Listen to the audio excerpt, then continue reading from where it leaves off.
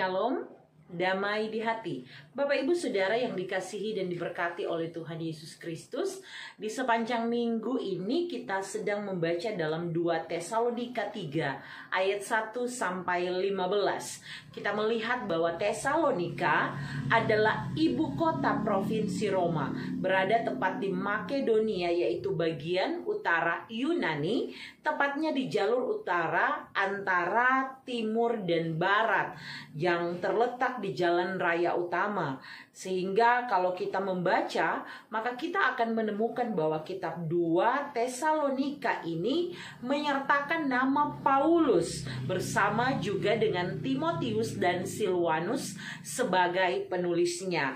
Nah, kita bisa melihat bahwa ketika mereka menunjukkan surat ini kepada gereja di Tesalonika, pada waktu itu yang terjadi adalah penduduk di Tesalonika merupakan penyembah berhala sebelum mereka menjadi Kristen. Melalui Timotius, Paulus mendapat kabar baik. Terlepas dari penganiayaan yang intens, orang-orang Kristen di Tesalonika berdiri teguh dalam iman dan mereka turut serta dalam pemberitaan Injil. Tetapi gambaran jemaat dalam surat 2 Tesalonika ini itu tidaklah sama dengan gambaran jemaat dalam surat yang pertama. Pada 2 Tesalonika, Paulus berhadapan dengan para penganut Gnostik yang menyampaikan bahwa kedatangan hari Tuhan atau parusia itu telah tiba. Dan pengajaran ini membuat jemaat hidup dalam tanda kutip bermalas-malasan. Mereka tidak lagi memperhatikan ketertiban, mereka tidak lagi mau berupaya dan berusaha, termasuk tidak mau bekerja. Nah, Bapak Ibu Saudara yang diberkati oleh Tuhan, ketika melihat situasi ini, maka Paulus bermaksud memberi penghiburan, nasihat, teguran, pengajaran, motivasi agar jemaat itu tidak termakan isu yang ada atau pengajaran yang ada begitu saja. Maka melalui surat 2 Tesalonika ini Paulus mengharapkan jemaat untuk melanjutkan kehidupan mereka sehari-hari seperti kebanyakan orang sambil tetap memperhatikan bagaimana seorang Kristen dapat hidup. Mari kita lihat apa yang menjadi pesan teks dan implikasinya.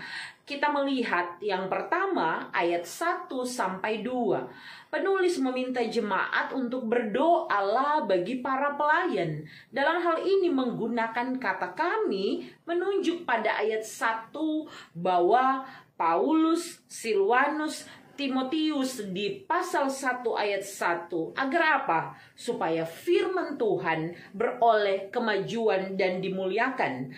Dalam konteks kita di hari ini, pesan ini mengingatkan kita sebagai jemaat untuk mendoakan dan mendukung tugas pelayanan dari para hamba-hamba Tuhan, dari mereka yang setia memberitakan Injil agar supaya kemajuan firman itu memberi dampak bagi pertumbuhan jemaat. Jangan dulu pikir bahwa ini untuk seorang penatua atau seorang diaken atau pendeta, tetapi melihat bahwa inilah yang dikehendaki Tuhan untuk saling menguatkan, termasuk mendukung dalam doa pekerjaan pelayanan yang dilakukan oleh mereka yang setia memberitakan firman. Yang kedua, ayat 3 sampai ayat 4, penulis dalam hal ini Paulus menekankan bahwa Tuhan adalah setia.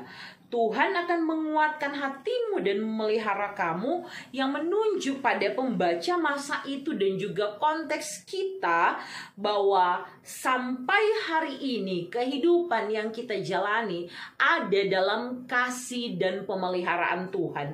Sehingga kehidupan kekristenan akan membuat kita juga merespon setiap kebaikan Tuhan dengan hidup berbuah, mendengar firman untuk melakukan dalam kehidupan setiap hari.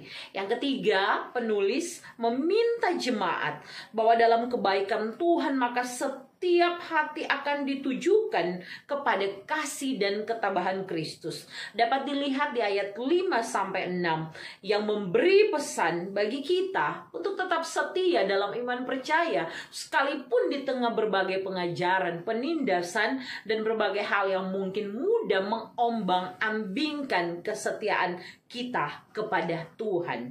Kemudian yang keempat, kita melihat dari ayat 7, 8, 9 bahwa kata Paulus, kamu sendiri tahu bagaimana kamu harus mengikuti keteladanan kami secara eksplisit dan implisit. Rasul Paulus menyatakan bahwa hendaklah jemaat dan kita di masa sekarang memahami segala sesuatu tentang keteladanannya. Mesti mengetahui bagaimana seharusnya mengikuti teladan para rasul. Sebab Rasul Paulus dan rasul-rasul lainnya juga tidak lalai bekerja di antara mereka. Tidak berpangku tangan. Mereka tidak makan roti orang lain dengan percuma. Mereka berjeri lelah siang dan malam. Sehingga jika mereka dalam melaksanakan pelayanan masih memperhatikan hal itu, bagaimana dengan kita? Yang kelima, ayat 10-12. Ini sangat keras. Jika seorang tidak mau bekerja, janganlah ia makan. Jadi mereka mengatakan hal itu mendengar bahwa ada orang yang sekali lagi dalam latar belakang tadi tidak tertib hidupnya. Adanya pengajaran membuat mereka bermalas-malasan, berpangku tangan, dan acuh tak acuh terhadap peraturan dalam kehidupan. Sehingga mereka pun melakukan hal-hal yang bisa dikatakan tidak berguna. Sikap hidup ini masih ada sampai saat ini. Maka kembali diingatkan untuk memaksimalkan kekuatan yang Tuhan beri dengan bekerja sebaik-baiknya. Kemudian yang keenam, dari ayat 13, janganlah jemu-jemu berbuat apa yang baik. Ini mau menunjukkan suatu sikap hidup yang Paulus hendaki, sebagaimana dia meminta sebagai seorang bapa kepada anak, agar supaya mereka dapat bekerja tidak bermalas-malasan dalam perbuatan baik. Setiap kebaikan yang dapat dilakukan adalah karena Allah lebih dulu bermurah hati kepada manusia. Dan Paulus menasihati mereka bahwa dalam melakukan pekerjaan hendaklah melakukannya dalam kebaikan. Ini tentunya selaras dengan tema mingguan, bekerjalah dan lakukanlah kebaikan. Bapak Ibu Saudara yang dikasihi dan diberkati oleh Tuhan, yang terakhir dari ayat 14-15, jangan anggap dia sebagai musuh, tetapi tegurlah dia sebagai seorang saudara. Ketika mengakhiri perikop ini, Paulus membuat kesimpulan kecil mengenai didikan, ajaran, dan nasihatnya. Paulus mengingatkan bahwa apabila ada orang yang tidak mau mendengarkan firman yang diperkatakan dalam suratnya, maka hendaklah mereka menandai dia dan jangan bergaul dengan dia. Maka dengan demikian harapannya dia menjadi malu. Namun Paulus juga mengingatkan, jangan anggap dia sebagai musuh, melainkan ingatkan, nasihati, tegur sebagai seorang saudara di dalam Tuhan Yesus. Dalam konteks kita saat ini, hal ini menjadi penting agar kehidupan jemaat tidak terpecah, saling mengingatkan, sehingga ketika mereka hidup di dalam kebenaran, mereka punya tanggung jawab untuk dapat mengajak, mengingatkan orang untuk memelihara hidup yang benar. Bapak Ibu Saudara, berdoa dan bekerja ora et labora seperti tema Lembaga Alkitab Indonesia untuk bacaan kita hari ini. Ini juga dipesankan bagi kita semua. Bekerja itu menjadi panggilan iman. Dan dalam bekerja, manusia menyatakan imannya akan pemeliharaan Allah. Tidak mungkin dia bisa bekerja hanya mengandalkan diri sendiri, dan sebaliknya hanya berdoa tanpa mau bekerja. Dalam semua itu, ketika bekerja, kita melakukannya dengan dasar firman, artinya menjadi berkat dan teladan. Maka semua kebaikan, semua hal baik nampak dalam hidup yang memuliakan nama Tuhan. Tuhan Yesus memberkati. Shalom, damai di hati.